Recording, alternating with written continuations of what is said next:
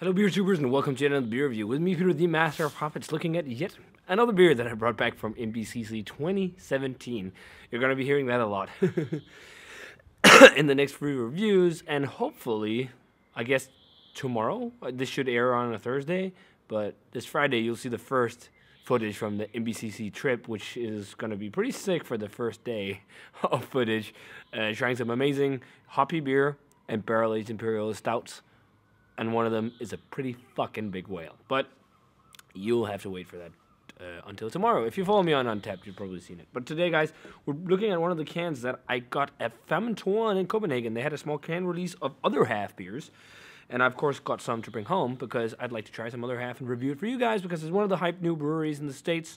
And what I hear about them has been great, and what I've tried has been pretty good so far. I forgot to mention that, somehow that beer skipped my mind, but the other half, Tired Hands and Omnipolo Debbie Downer, I reviewed that last year, and then before this, I reviewed the double dry hopped Forever Simcoe, which is probably the best Simcoe double IPA or IPA I've ever had.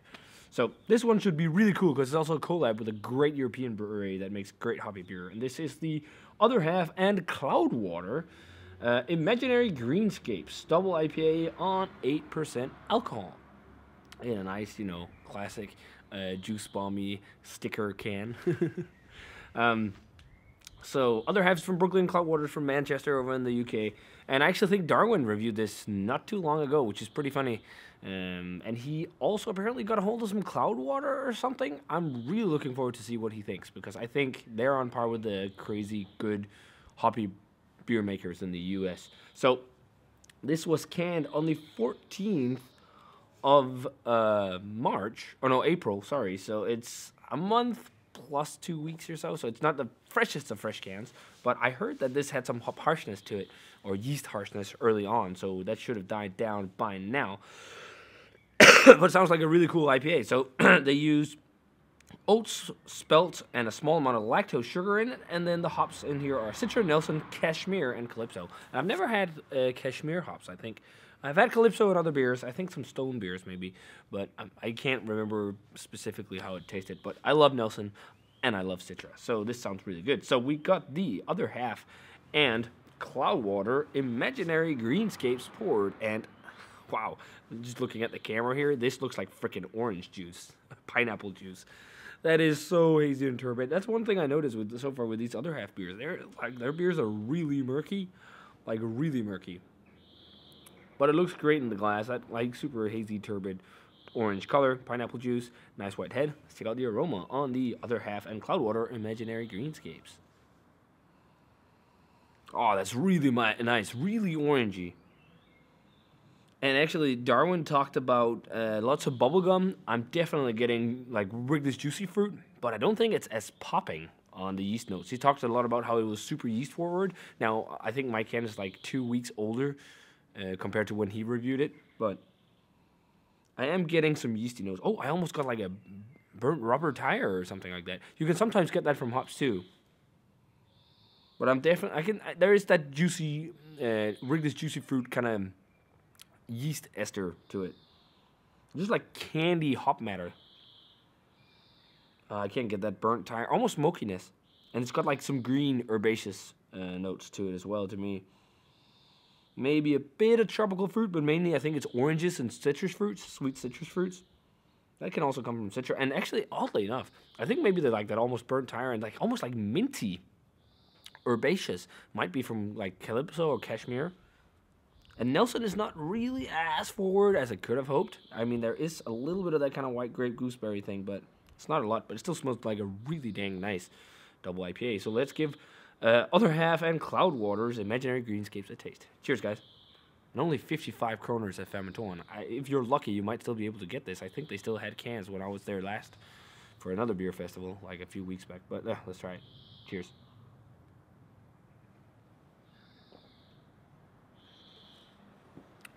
Okay, big yeast ester on the flavor.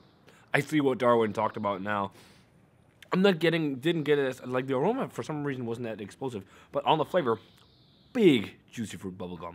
Like juicy, big juicy fruit. Like I'm still getting that juicy fruit bubblegum and slightly minty, maybe even spearminty hop flavor, which I think it's a combo like the bubblegum yeast ester, and then just the hops, maybe cashmere and calypso. I'm also getting a lot of, I really dig on that bubblegum flavor though. He talked about yeast harshness. I'm not like feeling anything of that. Maybe it's because I'm reviewing this about 2 weeks older than his can, so it's died down completely. But big orange, big citrus fruit. There's the Nelsoness at play too, with that kind of white grape gooseberry thing, just lightly. It's mostly sweet citrus, and it's also got a bit of that kind of cantaloupe or peachy kind of stone fruit flavor. So it's like those like ester flavors from the yeast that are really at play for sure, which is really interesting. But I can, like Darwin talked about, he would like it to pop more on the hop flavors, and I can see that. It's not the juiciest of juicy double IPAs or New England style double IPAs, but I still think this is pretty fucking killer. I just think I might like other half a bit more than you are. And if you guys have no idea what I'm talking about, it's Darwin from Darwin's Beer Reviews, one of the best beer tubers at the moment. Check him out for sure. He does some great stuff. One of my personal favorites, but. Yeah, I think it's really good. I think I like it more than you are. I do. I really dig on the, like, that juicy bubblegum flavor, but I don't think it's as good as some of the stuff Cloudwater has done by themselves. And with my limited amount of beers I've tried from other half, I still also think the stuff that the other half has done by themselves have been better. But I still enjoy it. So, rating-wise, for the other half and Cloudwater, Imaginary Greenscapes, I'll go 96. I think it's really nice. If you're big into the ester flavors of these kind of New England IPAs, you'll love this because it's big on that. And it's almost like reminding me of some of the ester flavors, just more of a herbaceous, with a more of a herbaceous and green and minty and flavor and whatnot, of the transient artisan ales, the Juices Loose, because that was also big on esters actually. But really nice stuff, guys. If you get the chance, definitely check out the other half in Cloudwater Imaginary Greenscapes double IPA. Really nice stuff.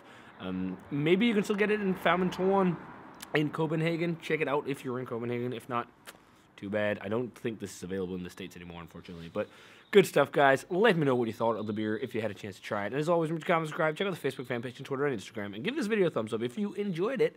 Now I'm going to say cheers and see you guys in another beer review.